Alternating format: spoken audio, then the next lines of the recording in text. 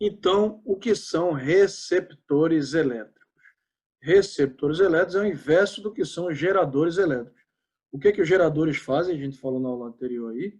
Geradores, eles transformam qualquer tipo de energia em energia elétrica. O receptor faz o inverso. O receptor pega energia elétrica, então está aqui receptor, ele pega energia que tem que ser elétrica, então energia elétrica, e transforma essa energia em outro tipo de energia que não seja elétrica. Outro tipo de energia.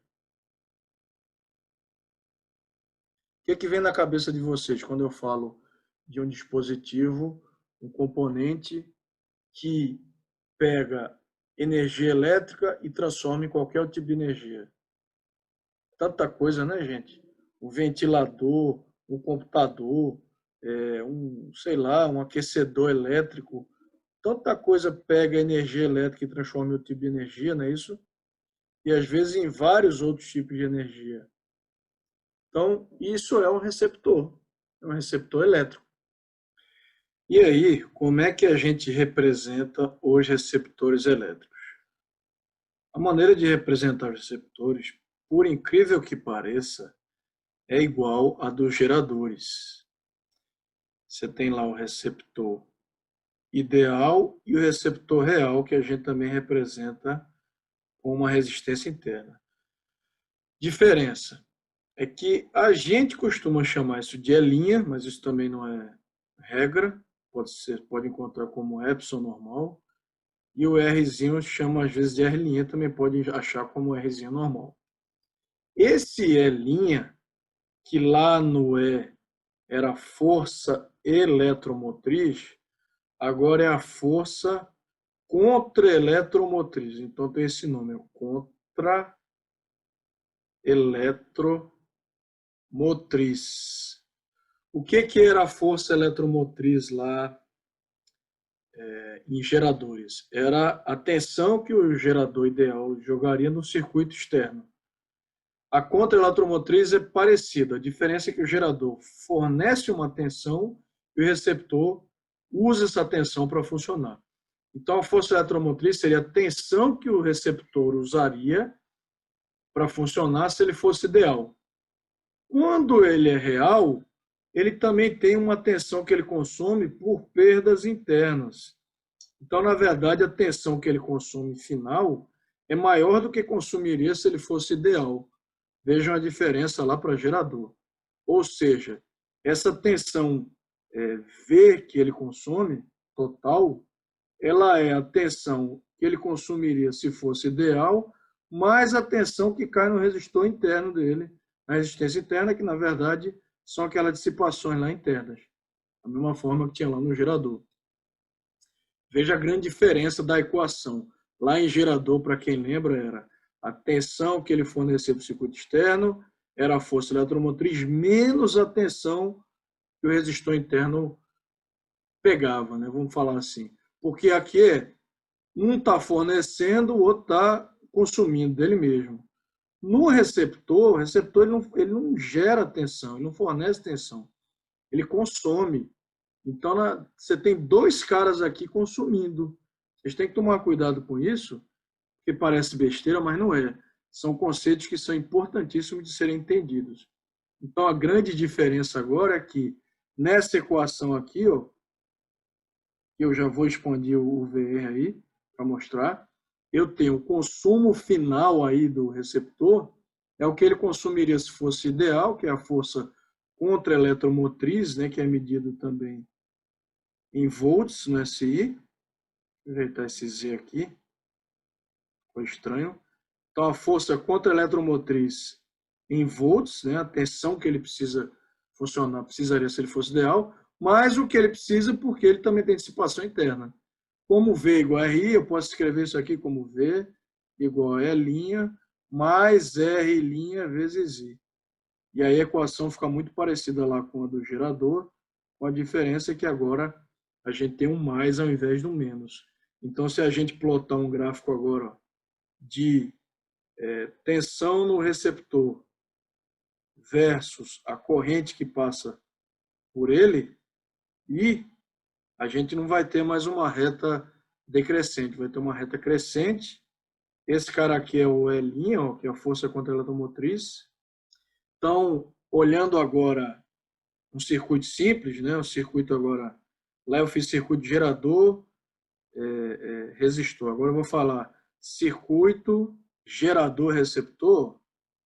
Como eu não quero analisar o gerador agora, a gente já analisou na parte anterior, eu vou escrever ele como se ele fosse uma caixinha, tá? G, fornecendo uma DDP aqui V, e eu vou olhar mais minuciosamente para o receptor em si. Aqui, ó, agora eu cheguei no meu receptor. A minha resistência interna, isso aqui é a ligação do fio aqui do circuito. Aqui tem uma tensão V, essa tensão V, lembrar que esse receptor aqui é uma caixinha fechada, né? Ninguém tem acesso aí a essa resistência interna. Então, da mesma forma que o gerador fornece V aqui, V é o consumo do receptor, o consumo ideal dele seria a força contra a eletromotriz, e aqui seria o R'. Então, veja agora que se a gente falar mais uma vez lá em rendimento, né, levando em conta que tem uma corrente passando por aqui, ó, uma corrente aqui I e aqui I. Aí o que acontece é, quando eu falava em rendimento lá, rendimento de uma forma geral, a gente já acabou de ver que é potência útil pela potência total. Minha pergunta é, quem é a potência útil agora? O que realmente é utilizado do receptor para converter energia elétrica no outro tipo de energia? Agora essa parte aqui, ó, porque o Rzinho é a dissipação, como era lá em gerador. Então, a potência útil eu vou escrever como tensão vezes corrente. A dissipada eu vou escrever como resistência vezes a corrente ao quadrado. E a potência total é o que ele está consumindo, é o V. Então vai ser V vezes I. Se a gente jogar isso aqui em cima, olha como é que vai ficar o rendimento do receptor. Vai ficar útil, que é E' vezes I, sobre a total, que é V vezes I. Corta I com I mais uma vez, como cortava lá em gerador, e a gente chega na equação que o rendimento de um receptor, o eta, né, a letra grega eta, ou eta, é E ou E', tá? Tanto faz botar o linha ou não, sobre V. Vejam que é o inverso do que era lá em gerador. Em gerador era V sobre E, lembram? Era o útil sobre total, era V sobre E. Receptor é E sobre V. Por quê? Porque no receptor a ideia é meio que inversa. E aí, mais uma vez, você pode usar a conservação de energia, que chega lá em potência, né? A energia total é a última dissipada, divide pelo tempo, você chega em potência, para achar a equação também do receptor, igualzinho eu fiz lá, com o gerador. Então, potência total é a potência útil mais a potência dissipada. A total está ali, ó, VI, a útil é EI, e a dissipada é Rzinho I ao quadrado. Se eu cortar aqui, I com esse I, eu chego à conclusão que V é igual a E' mais R' vezes I, que é exatamente essa equação que está aqui, ó. Essa aqui que eu vou pintar de amarelo. Aí a dúvida dos alunos é a seguinte: se o símbolo do receptor e do gerador é o mesmo, como identificar no circuito quem é gerador e quem é receptor? Então, vou ensinar a regra prática. Primeiro, da mesma forma que eu falei que a associação em série e em paralelo de gerador funcionava daquele jeito lá na aula passada, e receptor é a mesma coisa. Então, não vou colocar aqui, porque a lógica é a mesma. Então, primeira coisa, você não sabe aqui nesse circuito quem é gerador e quem é receptor.